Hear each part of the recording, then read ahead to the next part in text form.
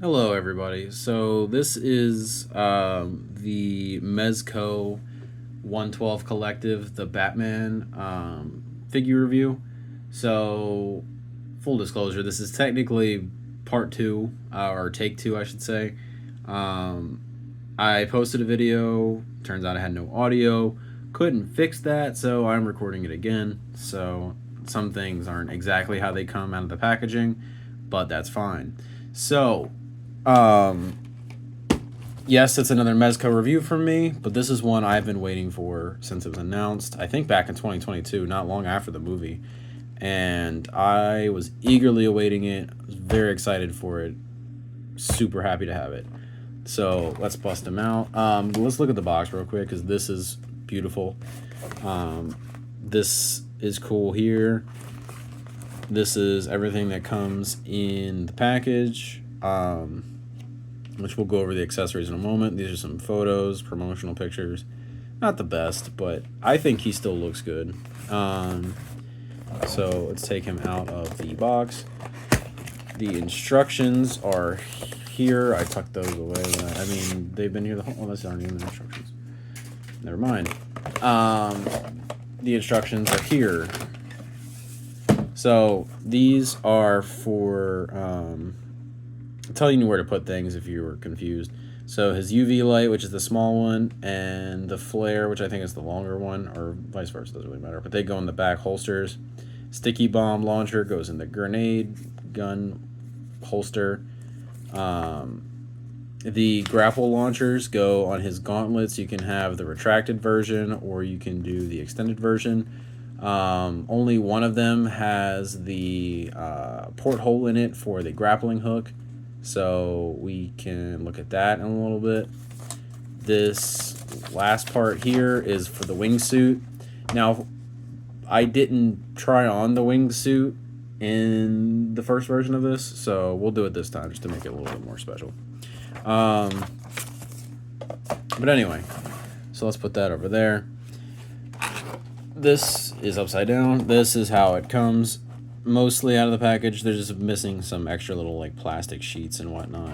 But so take it apart. This is the bottom tray. So this has his two batarangs. Well, four technically. Which is weird because I guess they didn't know which way he was going to use them, because I've seen even prop replicas where it's both of these different shapes. So this is more accurate to how it is on his chest and technically how he used it in the movie. These are like straighter. Maybe he uses those to fight. I don't really know. But these are, I think, the adrenaline shots. These are the I forgot again. The sticky bombs, or grenades or whatever. This is the grappling hook. This is his wingsuit. The stand is back here. Parts bag. So let's put that there. This is the main event here. This is Batman himself. So let's pop this out. Hopefully it doesn't go flying everywhere. So let's pull him out of the packaging. So he had like a plastic thing on his cape that I took off because I already had him out of the box. But it's fine. So, he looks really good. I'm very happy with this figure. I know some people are kind of complaining. Every time a Mezco release comes out, it's always very controversial. There's people who love and support Mezco and all that they do. There's people that are in the middle. There's people that hate them no matter what. I mean, I buy a lot of Mezcos. Actually, I don't. Now that I think about it, I really don't. Especially a lot of the Rumble Society stuff, I don't really care too much for. Let me lower this down a little bit. I mean, they're cool, but I don't really need them. And, you know, with them being like $80 to $100 a pop, it's really not worth it for me. Some people said that his head is stubby, and you can kind of like raise it up slightly. So that looks a little bit better. Anyway, so I think this is a nice figure. But let's just go over his other accessories real quick. So we have his wants to focus. So this is like a pursed lips face. I guess he's thinking or talking, maybe. I don't really know. It's kind of a weird thing. I would have preferred like his yelling, drugged out head. This one here is for his gritted teeth. Looks pretty good. And then we have the unmasked Robert Pattinson Bruce Wayne head with the eyeshadow. This looks really good. His jawline is very strong. See that? And then this is an unmasked cowl accessory for him to hold. I do kind of wish he would have come with a separate neck piece. I don't know why they didn't. Mezco's, especially, I think like Thor or somebody, came with like 2 different necks. Sometimes they come separate like that because the cowl piece continues down into the neck. So for the unmasked look, it would have been nice, but it's not a big deal. Here we have the different hands. So he comes... I don't even know what that was. That's alarming. He comes with fist hands on him. These are like trigger hands for the grenades, their grenade gun, most likely. These are, The Amazing said that they were like motorcycle hands, and you can use them as that, because they have like if he's pulling on the brakes, but they're actually for the grappling hook that comes out of his gauntlet, in there. The next hands are item holding hands, so they're like rounded holding hands. These are open action hands. He has 2 batarang hands here. So they're already like in his fingers. And then this is his taser hand. So let's slide that back in there. Next up, this is his accessories and stuff that you can attach to him mostly. I don't know about the handcuffs, but so this is the UV light or the flare, whichever one. The sticky bomb grenade launcher, the retracted grappling hooks. These are the extended ones, and one of these is the one that has the porthole in it. But I believe it's this one or this one, but it's for the right hand only. So, all right. So let's bring Batman back into frame so that we can go over his look, his suit, his articulation, and all that stuff. So overall, he looks really good in my opinion. It's really detailed. There's a lot of details that you couldn't see in the actual movie because of the like darkness of the movie and whatnot. I have a little scuff on my knee right there, which I guess is fine. I may or may not add like a light black wash to it just to kind of like add some wear to it. But overall, I really like this suit. I like the movie. I think I've watched this movie. I can't talk today. About 5 times total since it's come out. I watched it in theaters twice. I watched it on HBO Max when it was HBO Max, and then I watched it, I think, on Max after that. I watched it last Halloween. So that's at least 4 times. So I love this movie. Which is why I wanted this figure so badly. Right next to me, I do, because I kind of talked about it, but this is the McFarlane figure that's been modified. I shortened his legs a little bit. I added more articulation, but I kind of overdid it, and so his torso pops out. But I was modifying this one to be more accurate, closer to this figure. Because I didn't want the Figuarts or the Mafex. They didn't look that good in my opinion. I was holding out for this one, but I thought in the meantime I would upgrade this one. These are custom hands. There's a custom collar and stuff. This is a custom cape. But I just never finished working on it because because I had so many other things going on. But those custom parts are from OT Customs. Like, if you can't afford this one, which is perfectly understandable, I paid mine off like in a payment plan or a credit card or something like that. So, so if you can't afford this, I would hit up OT Customs on Instagram, see if he has any of these accessories that he's still selling, because you could probably still get the McFarlane, the Batman figure for probably around $20. I haven't looked in a while, but probably like $20-$25 maybe. But anyway, the details of the suit are really nice. It's like a rubbery vinyl on all the padding. This is a harder plastic. The Batarang does not come out of his chest, which is a little disappointing. That would have been a cool feature. I think it was magnetic. The shoulder pads are floating in the upper part, but they are attached to his bicep armor, I guess, which does move separately. I don't know. I just really like it. I guess I'll go over the articulation now. But yeah.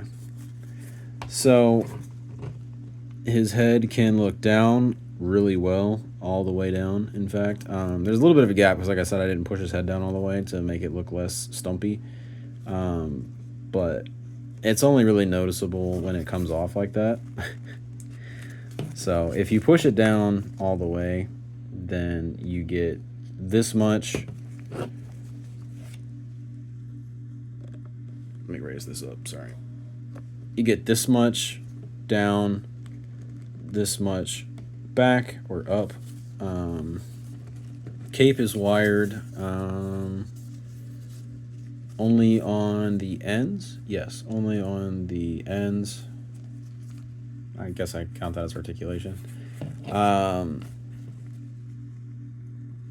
His arms can go all the way up to a T-pose. He has double jointed elbows. They're just not super great. Well, they've loosened up a little bit since I've used them a little bit. So double jointed, still an acute angle, so it's still better than like a 90-degree. See that. He can go forward, so I guess it would be his butterflies. They aren't the best. Like, they go back pretty decent. And then I think it's partially because of the armor, but he can't go in very much.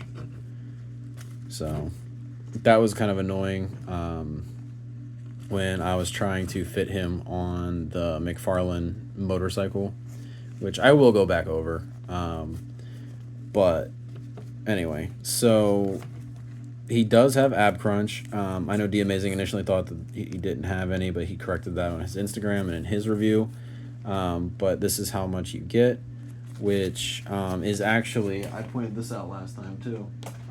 But oopsies, it's better than Wolverine's ab crunch. I think I might have pushed Wolverine a little bit further, but I don't know, maybe it's about the same now. But he wasn't moving that well last time, so bonus points there. But yeah, and then he's on a typical like Mezco like ball peg. The hands are very soft and malleable, so you shouldn't have any problems getting your pegs in there. But so the belt, move this cape. The belt attaches, there's a peg, where is it?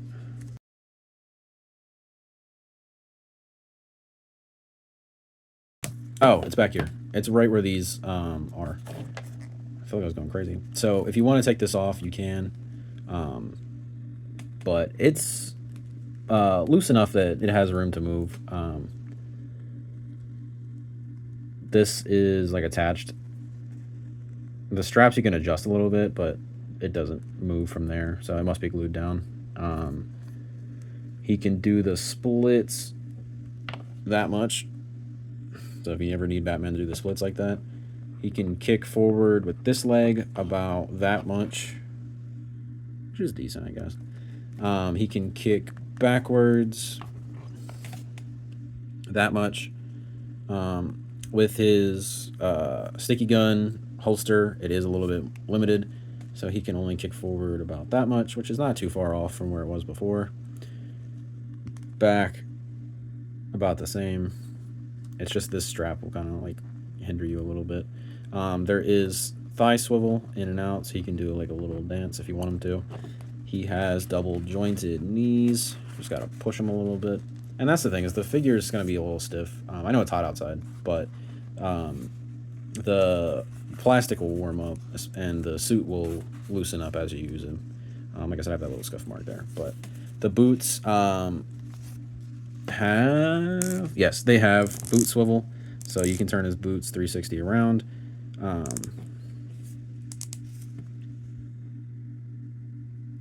One second. All right, so picking back up here, I was just going over articulation.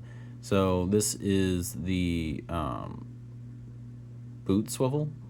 Oh yeah, this is the ankle pivot and stuff. So it goes down that much, up that much, and then it can rotate 360 around. It has inwards that way, which is pretty good. Didn't want to break it. Go out that way, also really good. Don't know why you'd need that much though.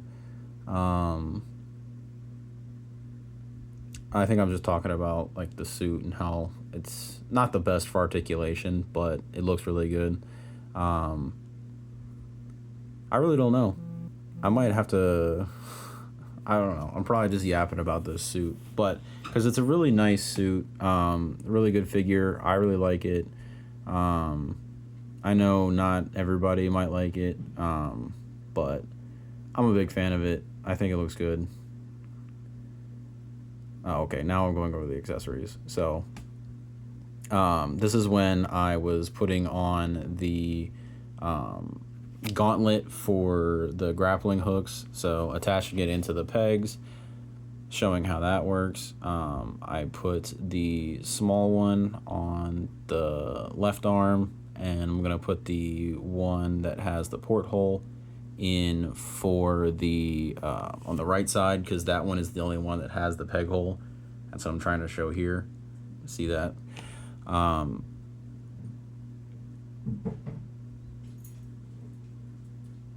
So I forgot I had to switch out the hands for the grappling hook, so that's what I'm doing now.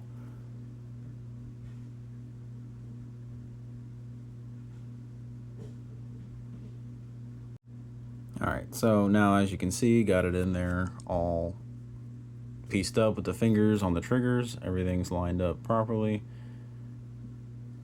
Alrighty, so I'm just trying to show that off.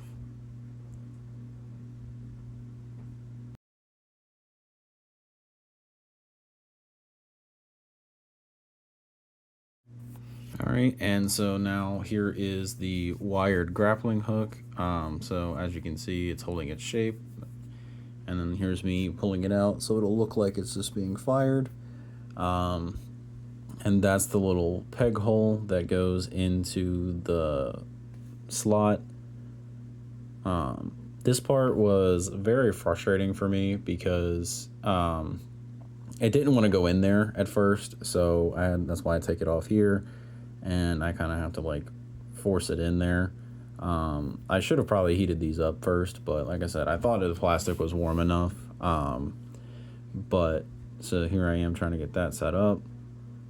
This is really annoying. I really wish that I didn't have so many technical problems with this video, because I really like this figure. But so here it is in the attached to his wrist here, and as you can see, it's kind of dangling for whatever reason. I don't know if I messed up something when I was putting it on, but the string was very loose.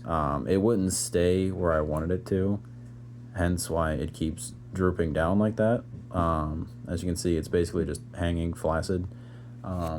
There's a little like loop thing where the wire is, so I think it just needed to be a little bit tighter, because it's like hooked in. So yeah, you can see it's just hanging there. So that's not great. So be advised about that. Just be careful. It's not a super huge deal, and you can probably just twist the wire to tighten it up. But for vertical shots, it does hold pretty well. So here I am showing that off there. There you go. So that looks pretty cool. Oh, dropped the camera. So, oh. So just putting the grenade gun in there, and this. Oh, okay. This is where I put the UV light and the flash thingy in there. The UV light and the flare, in their appropriate holsters according to the instructions. But the flare kept falling out because it's not a great design. So that was annoying as well. But other than like the small gadget annoyances, it's still a cool figure. Really like it. Without hearing my commentary, I really don't know what I'm talking about here. I just go on like rants and tangents and start yapping away. So, oh, I put the collapsed one on for final looks and I think size comparisons. So yeah, just trying to get the cape posed up. This is more probably just glazing the suit, saying how cool it is and how much I like it. So all right, and so here we have the McFarlane Batcycle from the end of the movie. So this is where I go and add him on to it so that you can see how he looks on it. So as you can see, it's not terrible. It is kind of a pain in the ass to fit him on there, and he doesn't really fit. As you can see here, his legs are hanging off. He's just kind of straddling the bike.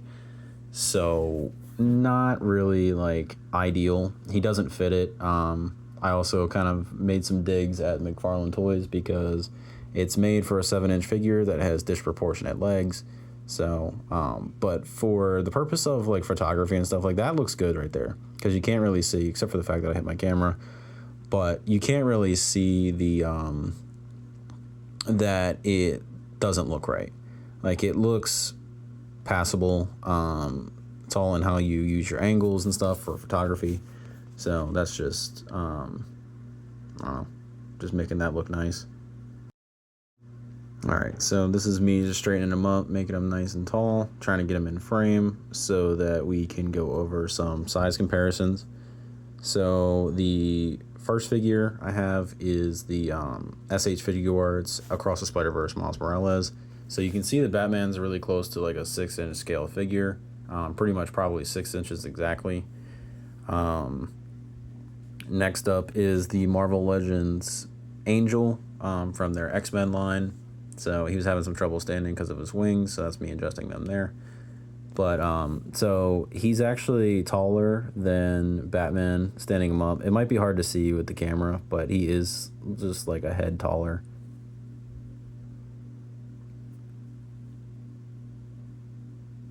Next up is the Marvel Legends Black Widow from the Avengers line. So you can see how he stacks up to a female Marvel Legend, especially if you want to use this body for a Catwoman custom, which I do plan to do at some point. I just have to get a second one, probably off eBay or something.